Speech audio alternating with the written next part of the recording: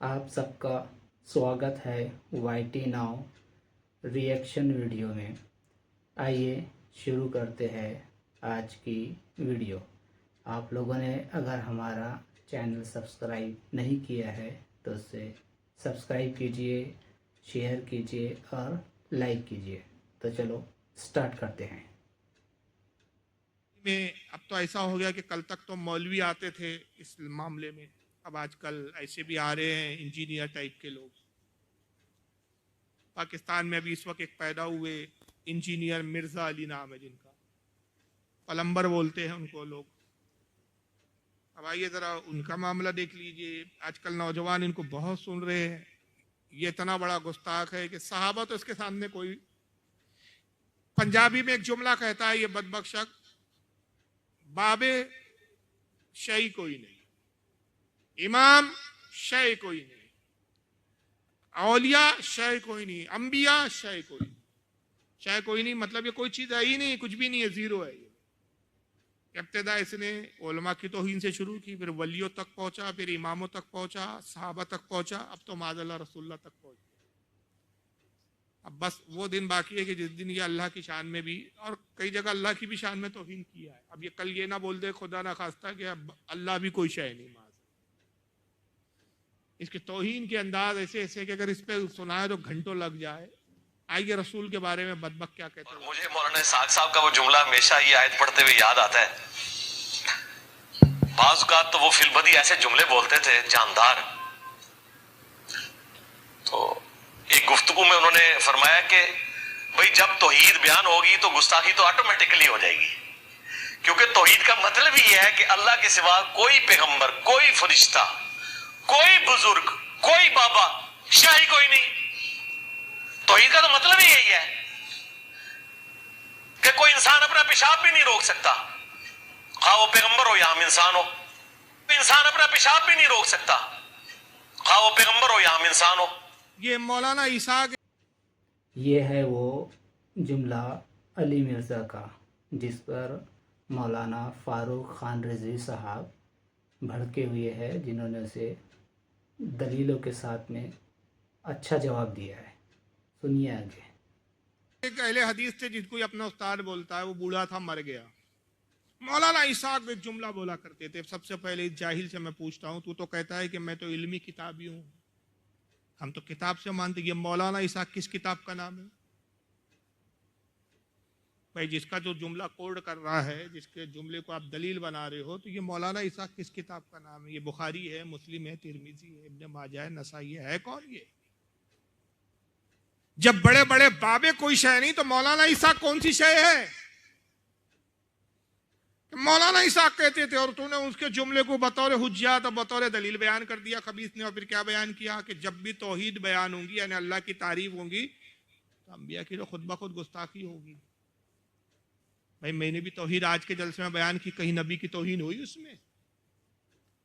ارے خدا کی توحید جب بھی بیان ہوں گی، اللہ کی تعریف بیان ہوں گی، اور اللہ کی تعریف کے ساتھ ساتھ خود پیغمبر کی تعریف ہو جائیں گی، اور وہ ایسے ہوں گی کہ رب تبارک و تعالیٰ جب اتنا عظیم ہے کہ جس کی توحید کا یہ عالم ہے، جس کی شان کا یہ عالم ہے کہ جس نے بغیر ستونوں کے آسمان بنائے، جو آسمان سے بارش برساتا ہے، جو درختوں سے پھل نکالتا ہے، بیجوں سے درخت اگاتا ہے، درختوں میں پھل لگاتا ہے، پھلوں میں بیج پیدا کرتا ہے، پھر بیج سے درخت پیدا کرتا ہے، جو زندہ سے مردے کو نکالتا ہے، مردے سے زندے کو نکالتا ہے، بے شمار اس کی توحید پر، اس کی خوبی اور اس کی جو ہے تعریف پر قرآن کی آیتیں موجود ہے۔ جب یہ باتیں بیان ہوتی ہے تو پیغمبر کی بھی تعریف آ جاتی ہے کہ جب بنانے والا اتنا عظیم ہے تو بننے والا کتنا عظیم ہوگا۔ آپ کو اپنے ابا کی تعریف بیان کرنا ہے تو کیا ابا کی تعریف کے لیے آپ کو چچا کی توہین کرنا پڑتا ہے؟ آپ کو کہنا ہو کہ میرے والد صاحب بہت عقل مند ہے تو آپ یوں کہتے ہیں میرے والد صاحب بہت عقل مند ہے، میرے چچا ایک نمبر کے بیوقوف ہے۔ یہ کیا بات ہوئی بھائی کہ جب بھی اللہ کی تعریف بیان ہوں گی تو پیغمبر کی تو توہین ہوگی کہ اللہ کے سامنے تو پیغمبر کوئی شے نہیں۔ یہ تقوت الایمان والی بولی ہے کہ مولوی اسماعیل دہلوی نے بھی یہی کہا تھا کہ اللہ کی شان اتنی بڑی ہے کہ اللہ کی شان کے آگے تمام انبیاء ہو، چاہے مقرب ترین فرشتے ہو، چمار سے زیادہ ذلیل ہے۔ یہ کتاب موجود ہے جس میں بات لکھی ہے، یہ تقوت الایمان۔ یہ چھوٹے چھوٹے کتابچے لکھے گئے اور یہ سب بکواسات لکھی گئی ہے۔ اور یہی جملہ جب میں نے ایک مناظرے میں پلٹ کر کہہ دیا تھا ایک ان کے مناظر کو، 65 سال کے خوسٹ بڑے میاں تھے، تو ان کا چہرے کا جغرافیہ بگڑ گیا تھا اور وہ کہنے لگے کہ تم بریلوی ہو، گالی گلوچ کرو گے۔ اچھا، میں نے کہا ہم نے کہا تو گالی ہو گئے، تمہارا مولوی کہے تو توحید ہو گئی۔ ہم نے کہا بھائی تمہارا مولوی کہہ رہا ہے اللہ کی شان بہت بڑی ہے، اللہ کی شان کے آگے چاہے پیغمبر ہو، چاہے فرشتے ہو، مقرب ترین فرشتہ ہو یا تمام مخلوق ہو، اللہ کی شان کے آگے چمار سے زیادہ ذلیل ہے۔ یعنی چمار کی تو حیثیت ہے لیکن ان کی حیثیت چمار کے بھی برابر نہیں۔ آپ کہتے یہ توحید ہے، اس میں توحید نہیں ہے، تو میں کہتا ہوں کہ اللہ کی شان بہت بڑی ہے، اللہ کی شان کے آگے اشرف علی تھانوی، رشید احمد گنگوئی، خلیل احمد امبیٹوی، اسماعیل دہلوی سور سے زیادہ ذلیل ہے، کتے سے زیادہ ذلیل ہے، کتے کے پیشاب سے زیادہ ذلیل ہے۔ تو چہرہ بگڑ گیا، کہا گالی گلوچ پر آ گیا۔ میں نے کہا میں بھی تو توحید بیان کر رہا ہوں، اللہ کی شان بہت بڑی ہے۔ یاد رکھیے کسی کی شان بتانے کے لیے دوسرے کی توہین کرنا لازم نہیں ہے۔ ابو بکر صدیق کی اگر تعریف کی جائیں گی تو علی کی توہین نہیں کی جائے گی، مولا علی کی تعریف کی جائیں گی تو ابو بکر صدیق کی توہین نہیں کی جائے گی۔ سب کی تعریف اپنی جگہ ہے، سب کی خوبیاں اپنی جگہ ہے۔ جو خوبیاں ابو بکر میں ہیں وہ مولا علی میں نہیں، بعض خوبیاں مولا علی میں، وہ بعض خوبیاں جس کے متعمل جو فضائل، بعض فضائل جو علی کے ہیں وہ ابو بکر کے نہیں۔ لیکن یہ ہے کہ اجماعی عقیدہ یہ ہے کہ تمام صحابہ میں سب سے افضل سیدنا ابو بکر صدیق ہے، ہر فضیلت کے وہ جامع ہے نبوت کے سوا۔ مرتبہ کیا بیاں ہو صدیق کا سید، ہر چیز کے ہر فضیلت کے جامع ہے وہ نبوت۔ اور دوسری توہین کیا کرتا ہے بدبخت مرزا کہ پیغمبر کا تو یہ حال ہے کہ اپنا پیشاب بھی نہیں روک سکتے۔ اصل میں مسئلہ کیا ہے، ساری غلطی اس رات کی ہے کہ جس رات اس کے ابا اس کی امی کے پاس گئے۔ کاش اس رات اس کے والد صاحب تھوڑا سا صبر کر لیتے، یہ نتیجہ برآمد نہیں ہوتا۔ ایک جذباتی کیفیت آ جاتی ہے نا جب ایسے نمونے پیدا ہو جاتے ہیں تو بڑی تکلیف ہوتی۔ کاش اس وقت ایسے لوگوں کے جذبات کنٹرول میں آ جائیں اور ایسے نمونے ہماری امت میں آنا بند ہو جائے۔ سمجھ رہے ہیں نا آپ؟ یہ سارا وہ اس رات کا قصور ہے۔ پتہ نہیں کون سی سہانی رات تھی اس کے ابا کی، کیا غلطی کی انہوں نے، کیا نبی اپنا پیشاب نہیں روک سکتے، یہ توہین نہیں ہے؟ ارے عیسیٰ علیہ السلام کہاں ہیں؟ آسمانوں میں ہیں، لیکن آسمانوں میں نہ پیشاب کرتے نہ پخانہ کرتے، آسمانوں میں چیزیں کی نہیں جاتی۔ حضرت ادریس علیہ السلام کہاں ہے؟ جنت میں، زندہ ہے، جسم کے ساتھ ہے، جنت میں نہ پیشاب ہے نہ پخانہ۔ اور خود ہمارے نبی معراج پر گئے، آسمانوں کی بھی سیر کی، جنت کی بھی سیر کی، دوزخ کو بھی دیکھیے جناب فاروق خان رضوی صاحب نے کتنی اچھی دلیل دی ہے عیسیٰ علیہ السلام کی۔ ہر ایمان والا چاہے وہ عام انسان ہو چاہے عالم دین ہو، یہ جانتا ہے کہ عیسیٰ علیہ السلام ابھی آسمانوں پر ہے۔ تو قضائے حاجت جو ٹاپک ہے توہین کے بارے میں بولا گیا ہے تو اس کے بارے میں ہوگی نا ایک دم پہاڑ جیسی دلیل۔ انبیاء سے بھی ملاقات کی، فرشتوں سے بھی ملاقات کی، نبیوں سے ملاقات، گفتگو ہوئی، اللہ سے بھی گفتگو ہوئی، اللہ سے بھی ملاقات ہوئی۔ یہ اتنی طویل معراج ہے، اتنی طویل معراج کہ امام غزالی رحمۃ اللہ علیہ فرماتے کہ اس معراج کے پورے واقعے کو اگر ہم دنوں پر سالوں پہ تقسیم کریں تو تقریباً 7 لاکھ سال کا عرصہ گزر جائے۔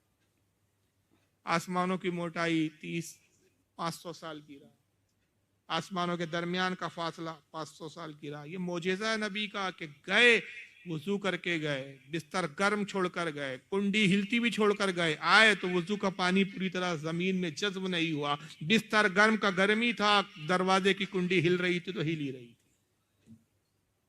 وجہ کیا تھی؟ بھئی آپ کوئی یہاں پر اختلاف کرے گا، آپ سے اعتراض کرے گا، بات نکل گئی، حالانکہ موضوع معراج النبی نہیں ہے، بات آ گئی تو ایک عشق کی بات ہے، رسول کی عظمت کی بات ہے، تو عرض کرتا چلوں۔ کوئی کل اعتراض کرے گا کہ یہ کیسی باتیں کرتے ہو یار تم لوگ، ایک طرف کہتے ہو آسمانوں کی موٹائی 500 سال کی راہ، جنت اتنی بڑی کہ اس کے دروازے 8 دروازے، ہر دروازوں کے بیچ میں جو فاصلہ ایک گھوڑ سوار تیز رفتار سے گئے تو 5000 سال لگ جائے دوسری اس چوکٹ سے اس چوکٹ کو پہنچنے کے لیے. پھر کہتے پوری جنت بھی دیکھ لی، دوزخ بھی دیکھ لی، سب ملاقات ہو گئی، یہ ہو گئی. گئے تو کنڈی ہل رہی تھی، آئے تو کنڈی ہل رہی تھی. پانی وضو کا جذبہ نہیں ہوا تھا، جو کا تو تھا. یہ کیسے ہو سکتا ہے اتنے کم وقت میں؟ پھر یہ ساری کائنات کی سیر کیسے ہو سکتی ہے؟ تو اس کا بڑا مختصر سا جواب ہے، بس ایک مثال میں آپ کو بتاتا چلوں. آپ کے گھر میں گھڑی ہوتی ہے ٹائم بتانے والی، وال گھڑی دیوار کے اوپر. اس کا سیل ختم ہو گیا، اس کی بیٹری ختم ہو گئی، گھڑی رک گئی. مان لیجئے 6:35 پہ گھڑی بند ہو گئی.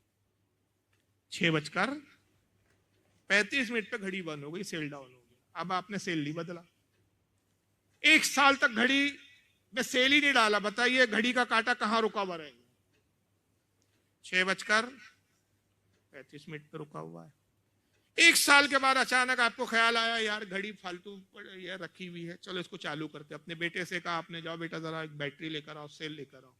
بچہ دوڑ کے گیا، چھوٹا سا سیل لایا، پرانا سیل نکالا، نیا سیل ڈالا. جیسی سیل ڈالا گھڑی کہاں سے شروع ہوگی؟ بھلا اس وقت کچھ بھی بج رہا ہو، لیکن وہ شروع کہاں سے ہوں گی؟ 6:35 سے. گھڑی رک اس لیے گئی تھی کہ گھڑی کے اندر سیل نہیں تھا. پتا چلا گھڑی کو چلانے والی جو جان ہے، اس کے اندر جو انرجی ہے وہ بیٹری ہے. پوری کائنات کی جان مصطفیٰ ہے، کائنات میں مصطفیٰ ہے، کائنات چل رہی ہے. آقا کائنات کو چھوڑ کر نکل گئے، کائنات رک گئی، مصطفیٰ کائنات چل پڑی. اسی کو اعلی حضرت کہتے ہیں وہ جو نہ تھے تو کچھ نہ تھا، وہ جو نہ ہو تو کچھ نہ ہو. جان ہے وہ جہان کی، جان ہے تو جہان ہے.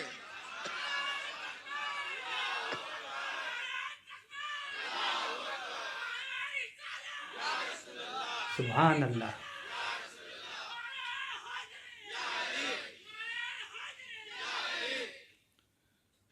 اتنی لمبی معراج ہو گئی، مگر ایک مائی کا لال کوئی روایت دکھائے کہ آقا نے کہا کہ میں نے جنت تو دیکھی لیکن پھر زور سے پیشاب آیا تو میں نے فلاں جگہ پیشاب کیا.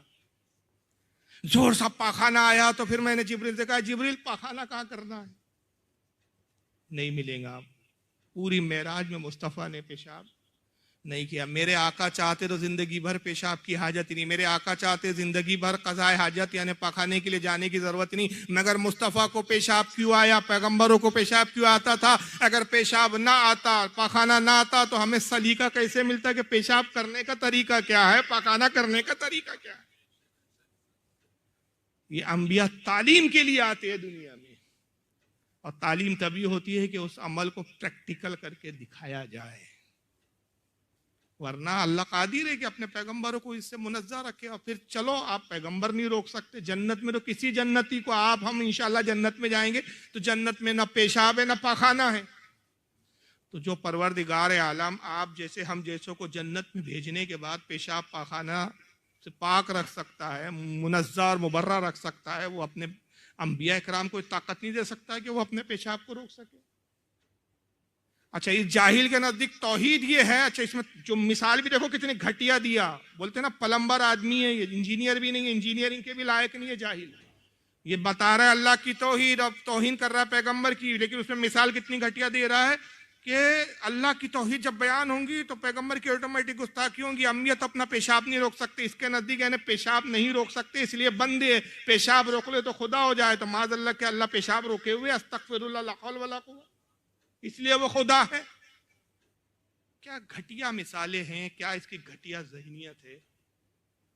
اور ایسے جاہلوں کی لوگ اتدار پیروی کر.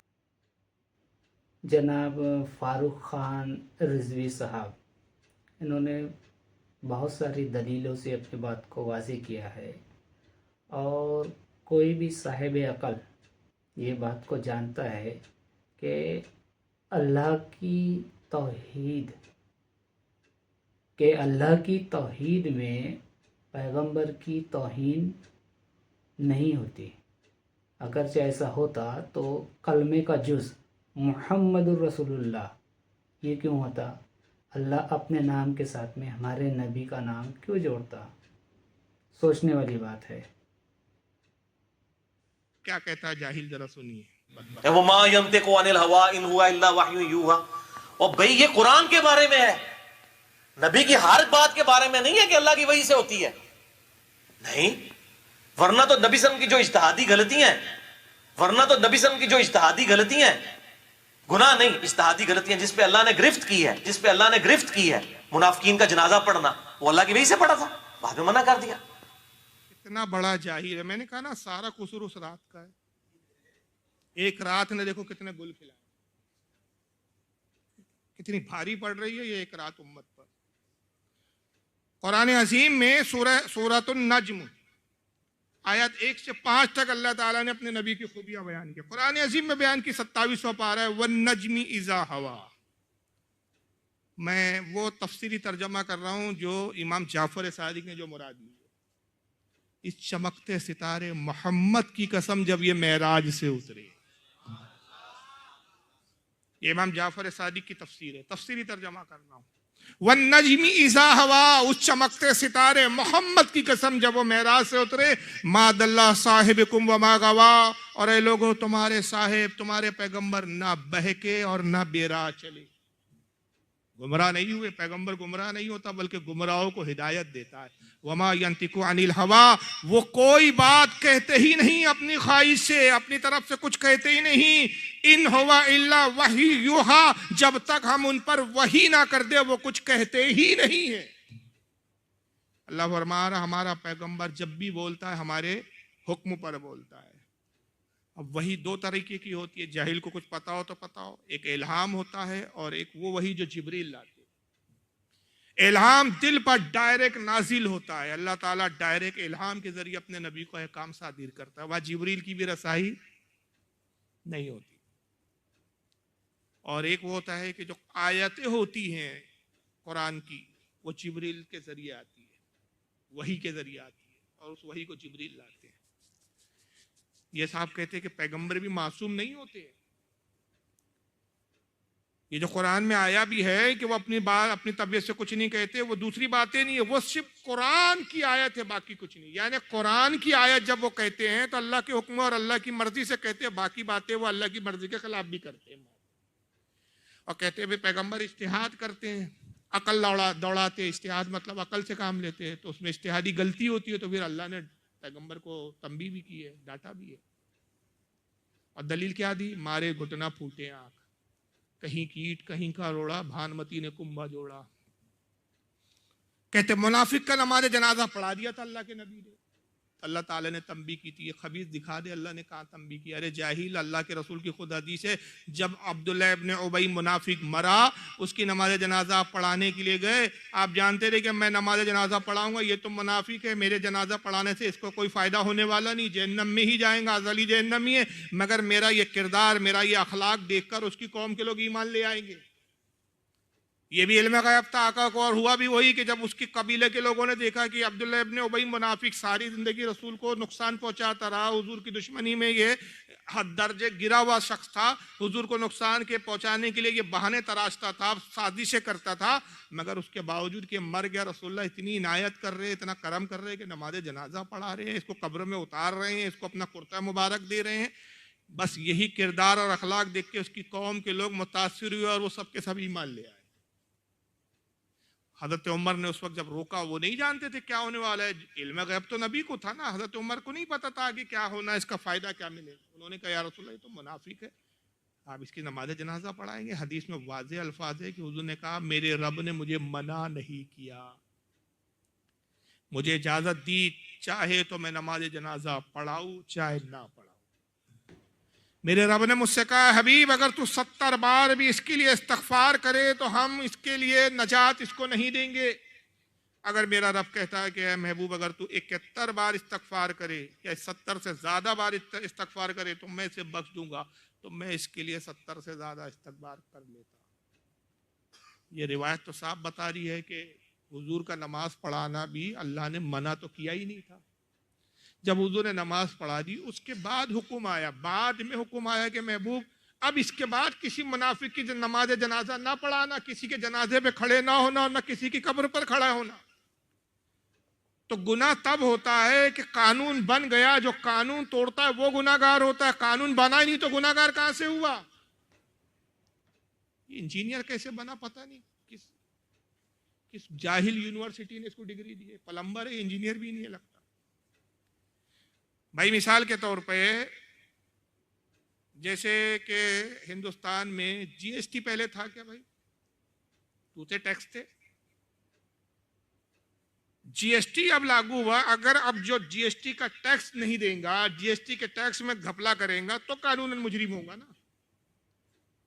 کہ کوئی کہیں گا کہ جناب وہ آج سے 15 سال پہلے آپ نے جی ایس ٹی نہیں دیا تھا, اس کے تحت آپ کو سزا دی جاتی ہے. وہ کہیں گا میلارڈ 15 سال پہلے تو جی ایس ٹی نہیں تھا. ارے بھائی جب وہ چیز تھی ہی نہیں تو وہ مجرم کہاں سے ہوا؟ ہیلمٹ کا قانون ہی نہیں تھا, آپ بغیر ہیلمٹ کے گاڑی چلا رہے تھے. اب ہیلمٹ کا قانون آ گیا کہ گاڑی چلاتے وقت ہیلمٹ پہننا کمپلسری ہے. اب اگر آپ ہیلمٹ نہیں لگائیں گے تو اب آپ جرمانہ ہوگا, آپ کو اب سزا ہوگی.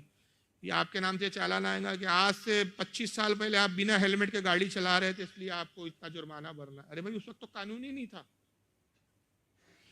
تو جب قانون ہی نہیں آیا منافق کی نماز جنازہ کو لے کر, تو پھر رسول اللہ کا معاذ اللہ کون سی اجتہادی خطا تھی کہ جس پر اللہ تعالیٰ تنبیہ کر رہا تھا؟ تو نبی بھی اس سے محفوظ نہیں. یہاں تک کہ بھی جب نبی محفوظ نہیں تو بیچارے صحابہ کی کیا ہے, وہ تو کوئی شے ہی نہیں ہے اس کے نزدیک. جناب فاروق خان رضوی صاحب نے صاف و ستھری بات کی ہے. دلائلوں کے ذریعے بات واضح ہو گئی کہ انجینئر علی مرزا سے بہت بڑی غلطی ہوئی ہے. میری نظر میں تو یہی بات میں سمجھ رہا ہوں. اتنی دلیلوں سے یہ بات صاف ہو جاتی ہے کہ پیغمبر محمد صلی اللہ علیہ وسلم پر یہ جو باتیں کہی ہے مرزا نے, وہ غلط ہے. آپ لوگوں نے میرے چینل کو سبسکرائب نہیں کیا ہے تو چینل کو سبسکرائب کر لیجئے.